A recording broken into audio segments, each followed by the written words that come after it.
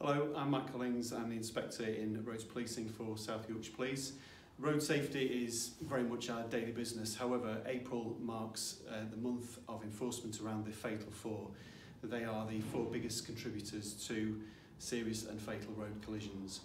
So each week we will be looking at each one of the fatal four. In week 1 we'll be looking at excess speed. In week 2 we'll be looking at drink and drug driving. In week 3 we'll be focusing on people using mobile phones behind the wheel, and in week 4 we will be looking at people not wearing the seat belts. It's worth mentioning that so far in 2024 we've already had 14 people have lost their lives on the roads of South Yorkshire, and that's why this work is so important, and our roads policing staff will be out there enforcing the legislation around these offences to try and make our roads safer.